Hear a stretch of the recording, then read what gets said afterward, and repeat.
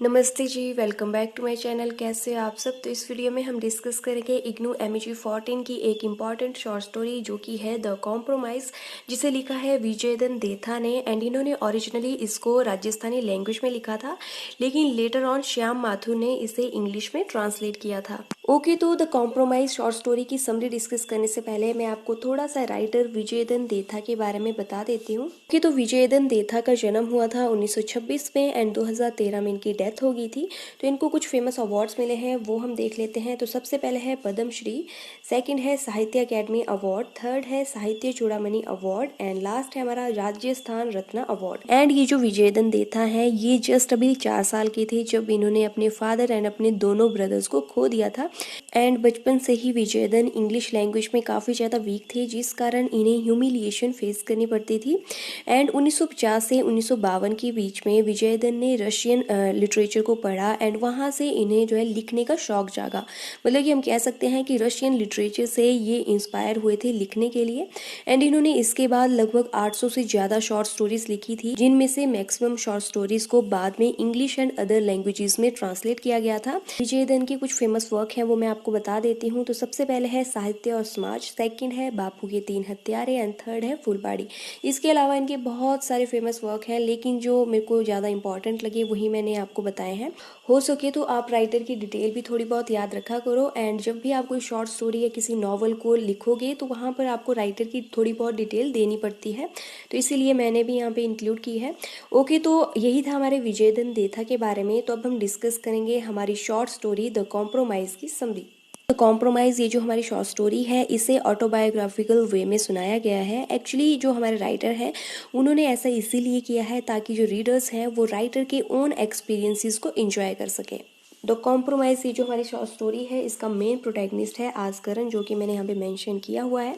And आस्करन के around ही पूरी की पूरी आपकी शॉर्ट स्टोरी रिवॉल्व करती है। तो स्टोरी स्टार्ट करते हैं। ओके, तो इस स्टोरी का मेन प्रोटैगनिस्ट है आस्करन। आस्करन जोधपुर में एक हॉस्टल में रहता है एंड आस्करन को एक बहुत ही अजीब सी आदत होती है। आस्करन मैक्सिमम टाइम मिरर के सामने खड़ा होकर अपने ही रिफ्लेक्शन से बात किया करता था एंड कई बार वो झगड़ भी जाता था।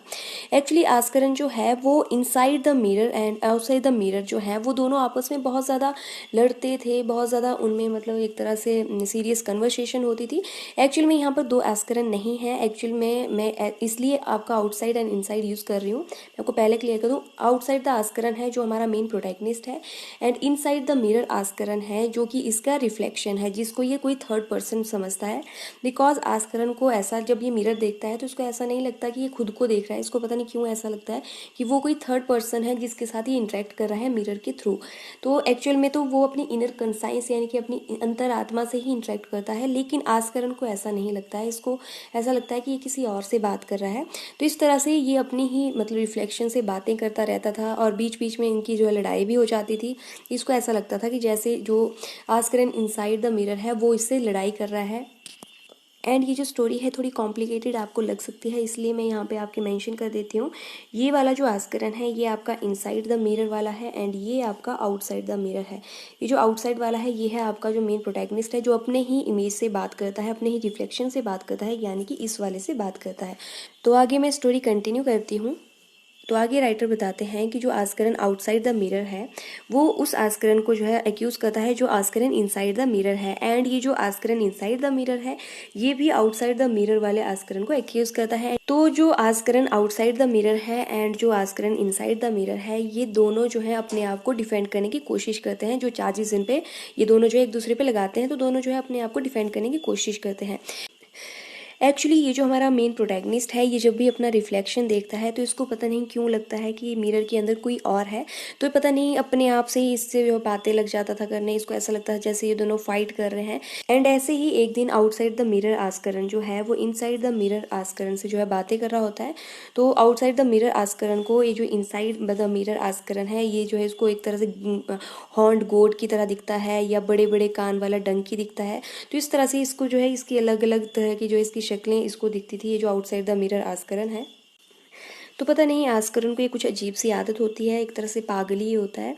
तो एक दिन क्या करता है, ये जो आउटसाइड द मिरर आस्करन है, ये इनसाइड द मिरर आस्करन, जो इनसाइड मिरर आस्करन है उसके साथ काफ़ी ज़्यादा इसकी फाइट हो जाती है। एंड आउटसाइड द मिरर आस्करन को लगता है कि अब वो इस वाले आस्करन को जो है नहीं झेल सकता है, तो ये गुस्से में क्या करता है, मिरर को ही तोड़ देता है। तो मिरर जब टूट जाता है तो इन दोनों का, यानी कि जो आस्करन आउटसाइड द मिरर है एंड जो आस्करन इनसाइड द मिरर है, इन दोनों का जो मतलब कनेक्शन था वो भी टूट जाता है। तो इन दोनों में जो कनेक्शन है वो तो टूट जाता है। तो एक्चुअल में ये जो आस्करन था ये मिरर के थ्रू अपनी ही इनर कंसाइंस से बात करता था, अपनी ही अंतरात्मा से बात करता था। लेकिन अब इसने अपना जो मिरर है वो तोड़ दिया है, तो इसकी जो इंटरेक्शन थी इसकी अंतरात्मा के साथ वो भी अब खत्म हो जाती है। तो अब मिरर टूटने की वजह से जो आस्करन है वो अपनी ही इनर कंसाइंस यानी कि अपनी ही अंतरात्मा से फ्री हो गया।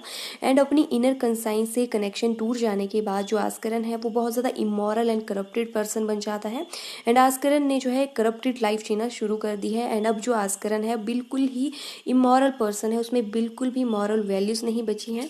एंड स्टोरी के एंड में हमें पता चलता है कि जो आस्करन है वो अब बड़ा हो चुका है एंड वो एक पुलिस वाला बन चुका है। एंड ऐसे र्यूमर्स फैले हैं कि जो आस्करन है वो काफ़ी ज़्यादा इमोरल एंड करप्टेड पर्सन है एंड उसने अपने करप्शन के कारण ही काफ़ी ज़्यादा मतलब कि पैसे, टन्स ऑफ मनी जो है जोड़ लिया है एंड वो काफ़ी ज़्यादा रिच बन चुका है। तो यहाँ पर द कॉम्प्रोमाइज़, ये जो हमारी शॉर्ट स्टोरी है इसकी समरी ख़त्म होती है। तो एक चीज़ है कि जो हमारे राइटर हैं वो एक्चुअल में इस स्टोरी के थ्रू हमें क्या बताना चाहते हैं वो मैं आपको बता देती हूँ। ओके, तो इस स्टोरी के थ्रू जो हमारे ऑथर हैं वो हमें ये बताने की कोशिश कर रहे हैं कि आस्करन के जैसे ही हम सब ने भी अपनी इनर कंसाइंस को डिस्ट्रॉय कर दिया है, उसको मार दिया है। एंड जिस कारण हम इंसान जो हैं वो बहुत ज़्यादा इमोरल एक्ट जो है अब कमिट कर रहे हैं एंड उसके बाद हमें रिग्रेट तक फील नहीं होता है।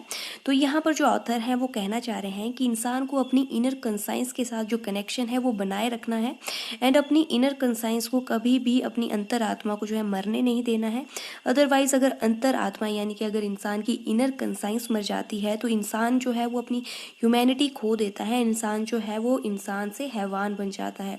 तो इसीलिए ये जो आपकी स्टोरी है द कॉम्प्रोमाइज़, इसमें आपको जो है एक तरह से इन्होंने सिखाने की कोशिश की है कि जैसे कि आपका आस्करन था वो अपनी इनर कंसाइंस से जब तक बात करता था, जब तक ये अपनी रिफ्लेक्शन से बात कर रहा था तब तक ये ठीक था, मॉरल वैल्यूज इसमें थी। लेकिन जिस दिन इसने अपना ये जो कनेक्शन है ये तोड़ा, इसने मतलब इस मिरर को तोड़ा, तो उससे क्या हुआ, इसकी जो इनर कंसाइंस है वो भी मर गई। तो उससे क्या हुआ, ये बहुत ज़्यादा मतलब कि एक तरह से करप्टेड और इमोरल पर्सन बन गया। तो ये एक एग्जाम्पल है जो हमारे ऑथर ने हमें इस स्टोरी में दिया है। एक्चुअल में ये हमें यही चीज़ सिखाना चाह रहे हैं कि इंसान को कभी भी अपनी इनर कंसाइंस यानी कि अपनी अंतरात्मा के साथ अपना जो कनेक्शन है उसको कभी नहीं तोड़ना है। अदरवाइज जो इंसान है वो इमोरल और करप्टेड ही बनेगा। मतलब कि हमारी जो इनर कंसाइंस होती है वो हमें गाइड करती है कि भाई कौन से एक्ट करने हैं एंड कौन से नहीं करने हैं, कौन सा हमारे लिए अच्छा है, कौन सा बुरा है, कौन सा एक्ट मॉरल है, कौन सा एक्ट इमोरल है। ये जो सारी हमारी डायरेक्शंस होती हैं कि अच्छा क्या है, बुरा क्या है, वो हमारी इनर कंसाइंस हमें बताती है। तो इसीलिए हमारे जो राइटर हैं वो यही चाहते हैं कि हमारा जो कनेक्शन है वो हमारी इनर कंसाइंस के साथ हमेशा बना रहे। तो यही थी द कॉम्प्रोमाइज़ शॉर्ट स्टोरी की समरी। आई होप आप लोगों के लिए वीडियो हेल्पफुल रहेगी। एंड अगर आपको वीडियो थोड़ी सी भी हेल्पफुल लगी है तो प्लीज़ वीडियो को लाइक करो, शेयर करो एंड मेरे चैनल को सब्सक्राइब करो ताकि मेरी अपकमिंग वीडियोस की आपको नोटिफिकेशन मिल जाए। एंड अभी MEG 14 पर और भी वीडियोस आने वाली हैं, तो स्टे कनेक्टेड। ओके, तो मिलते हैं हमारी नेक्स्ट वीडियो में। Till then take care, bye bye.